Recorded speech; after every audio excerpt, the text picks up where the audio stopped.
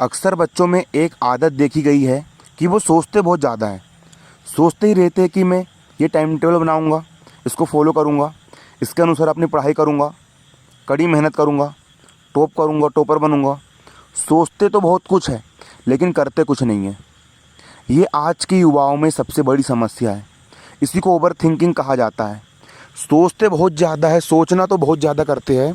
सोचते ही रहते हैं कि मैं आज ये पढ़ लूँगा, आज इस सब्जेक्ट को कर लूँगा, प्लानिंग कर ली स्टडी की, ऐसा करना है वैसा करना है। स्टडी की प्लानिंग करते जाते और आजकल के यूट्यूब पर बहुत सारे वीडियो आपको ऐसे मिल जाएंगे।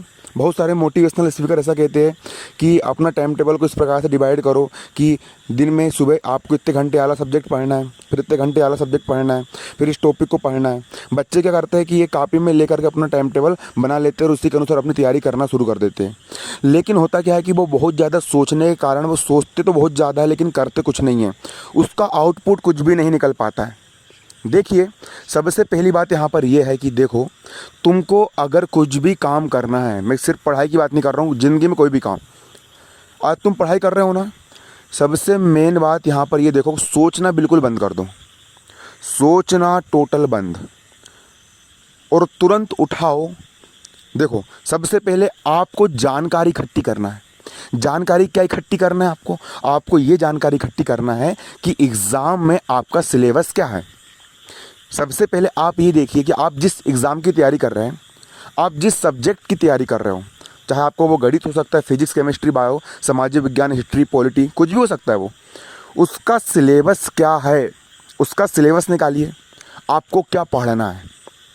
इसके बाद उसका ब्लूप्रिंट क्या है, मतलब किस इकाई से कौन सा क्वेश्चन किस नंबर का आएगा, कितने नंबर का प्रश्न आएगा। कि वो रहता है ब्लूप्रिंट कि इकाई 1 से 2 नंबर का प्रश्न आएगा, इकाई 2 से 4 नंबर का प्रश्न आएगा, इकाई 3 से 5 नंबर का प्रश्न आएगा। इस प्रकार से आप अपना ब्लूप्रिंट निकालिए। ब्लूप्रिंट निकाल लिया आपने, सिलेबस निकाल लिया, आपको क्या पढ़ना है। अब आपके सामने मटेरियल आपके पास आ चुका है कि आपको क्या क्या पढ़ना है। अब आप क्या कीजिए, अब आप एक पन्ना लीजिए, एक कापी उठाइए, कापी, और उस कापी में आपको हाथ से लिखना है, खाली मन में सोचना नहीं है।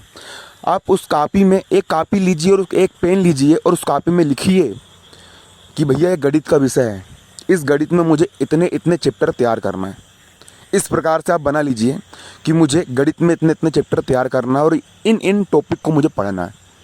हिंदी में आप लिख लीजिए कि मुझे गद्य के प्रश्न उत्तर याद करना है, पद्य के प्रश्न उत्तर याद करना है, सहायक वचन याद करनी है, काव्य, बौद्ध, रस, छंद, अलंकार, ये सब याद करना है।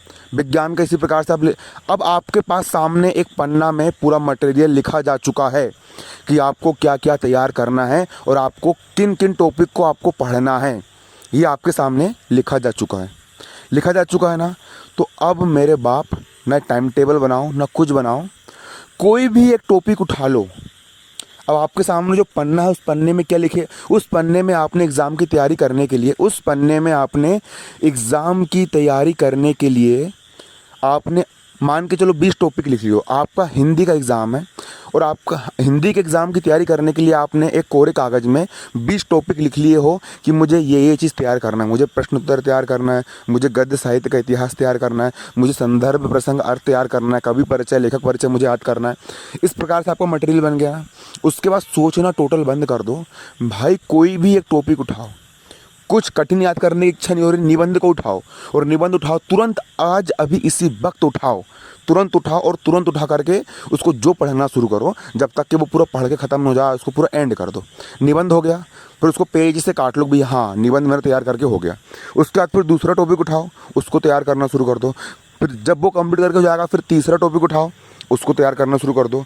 जब वो करके हो जाएगा, फिर चौथा टॉपिक उठाओ, उसको तैयार करके पूरा एंड कर दो। फिर 5वां टॉपिक उठाओ, उसको इस प्रकार से करते करते करते करते अपना जितना भी तुम्हारा जो वर्क है ना, जब तक कि वो पूरा का पूरा वर्क कंप्लीट करके ना हो जाए, जब तक तुम्हारी एग्ज़ाम की पूरी तैयारी करके ना हो जाए, तब तक रुको मत। इस प्रकार से अपनी पढ़ाई की जाती है।